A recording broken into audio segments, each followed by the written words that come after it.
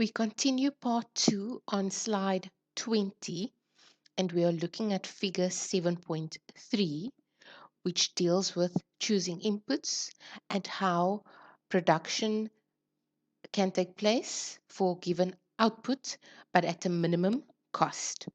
Now, in figure 7.3, we have an isoquant there, Q1. Now, remember from chapter 6, you were introduced to isoquants. And an isoquant is a curve, such as we have here, that shows you the different combinations of capital and labor that together gives you some output. And in this case, it is Q1. So you can have different combinations of labor and capital, but the output is always going to be the same at Q1. Now, in this diagram, we also have three ISO cost lines, C0, C1, and C2. You can see the further they are away from the origin, the higher the ISO cost would be, or the total cost spending would be. So that shows you the different spending by the firm on the inputs, labor and capital, because remember, labor and capital have a price, that is the wage rate and the rental rate respectively. And the wage cost and the capital cost together would give you the total cost. So that is what these three curves, C0, C1, and C2, reflect the different spending that the firm could potentially make. Now, if we look at C0, this first ISO cost line, you can see that it is below this isoquant Q1. So if that was the spending that the firm chose, the total cost, then if the firm only spent this cost C0, then the firm would not be able to attain an output given by Q1. However, both C1, this ISO cost line, and C2 presents an opportunity for the firm to attain this output given by Q1. So you can see that C2, being the highest spending curve, it is furthest away from the origin, it is higher than C1. And remember, the firm wants to obtain this particular output, so they want to produce this given output, but at a minimum cost. So how do we go about doing that? Now, an output of Q1 is possible with both expenditure being either C1 or C2. Now, if you look at your ISO cost C1, you can see that your ISO quant given by this output Q1 touches C1 at a point. There's a point of tangency over there. So with the spending being C1, Q1 can be attained, and the combination of inputs would be K1 and L1. And the cost associated with that combination on ISO cost line C1 is given by this ISO cost. Now, if we look at the other combinations, this combination over here using the inputs K2 and L2 would also yield an output given by isoquant Q1, as we see it lies on this isoquant Q1, as well as a combination of inputs being K3 and L3 that would also yield this output given by isoquant Q1. However, what do you notice? Those two combinations both lie on a higher isocost line, C2. So C1, this isocost line over here, is the lowest isocost line that allows firms to achieve this output given by Q1. So this point of tangency here at A, we can see that Q1 is obtained using the input combination of K1 and L1, but it lies on the lowest isocost line, C1. So it represents the cost minimizing combination of those two inputs, labor and capital, that can be used to produce that output Q1, and that is at point A. And guess what? The slopes of the isoquant and isocost line are equal at that point.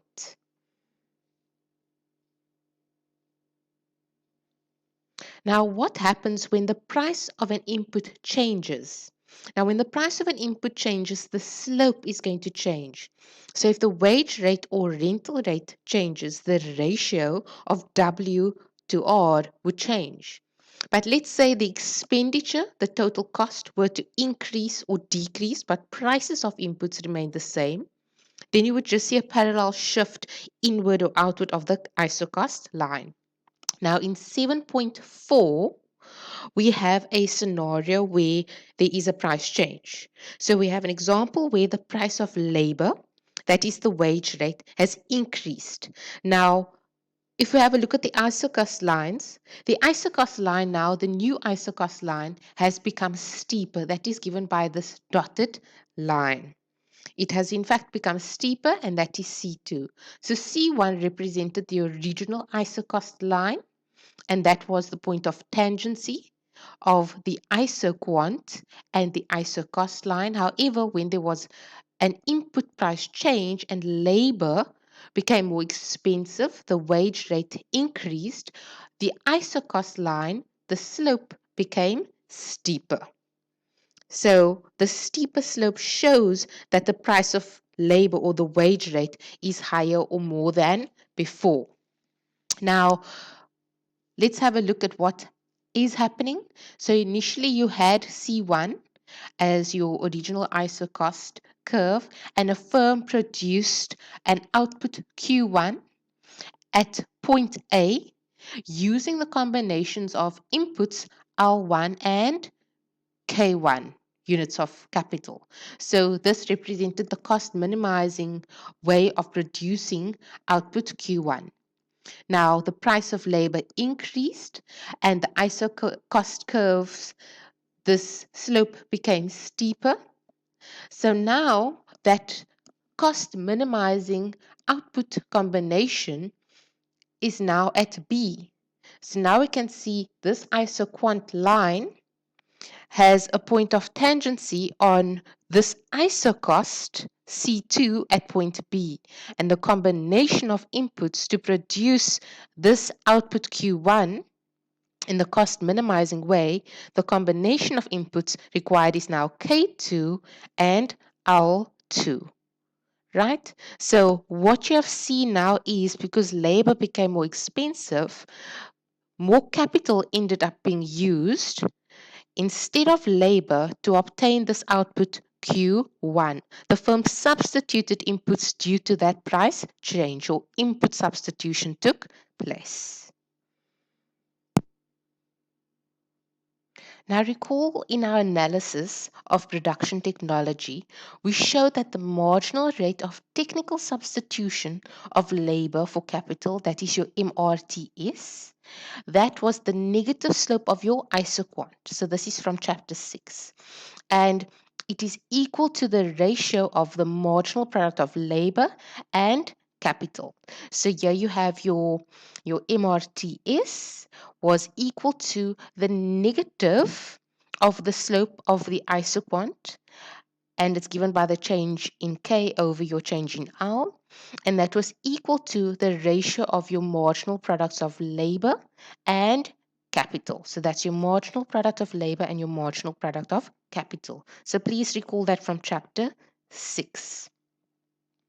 Now, how do we interpret the following equation that is 7.4 below? Now, before we get to that, we also saw now in chapter 7 that the isocost line also had a slope of your change in K over your change in R. Remember that reflected the slope of the isocost line, and that was given by the negative ratio of the input prices, the prices of your inputs being the wage rate and the rental rate of capital.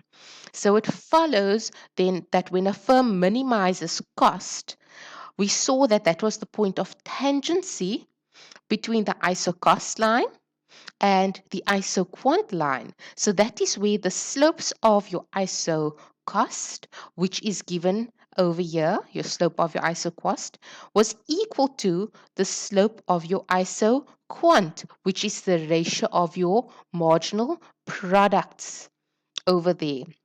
So when a firm minimizes the cost of production of a particular output, this condition holds.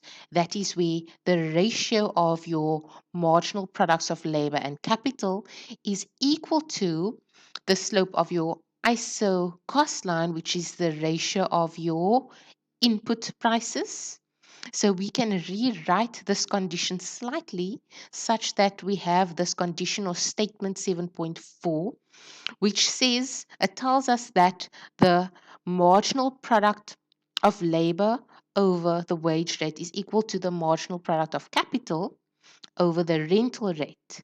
So this portion over here tells us that the additional output, remember that is your marginal product of labor, from spending an extra rand on labor is going to be equal to the additional output of capital, that is your marginal product of capital, that additional output of K, from spending an additional rand on capital. So this statement tells us that for a cost minimizing firm, they will choose a combination of labor and capital so that production of an extra unit of output will cost the same whether it comes from using labor or capital. That condition must hold so that there's no reallocation in terms of inputs of labor or capital.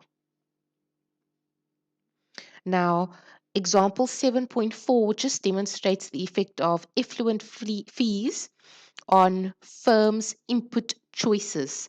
So, the cost minimizing response that a firm could have of being charged for dumping wastewater essentially. So, how being charged a particular fee would affect the cost minimizing response. So, please read through this application to understand how our analysis can be used in a practical sense. The next question we can ask is, how do firms' costs depend on output levels? Now, in the next two slides, 24 and 25, we will see how cost minimization occurs with varying output levels. But before I get to that, I'm going to pause the video and start a new part 3 because I will not have sufficient time to conclude in the short few minutes remaining. So I will continue with slide 24 on part 3.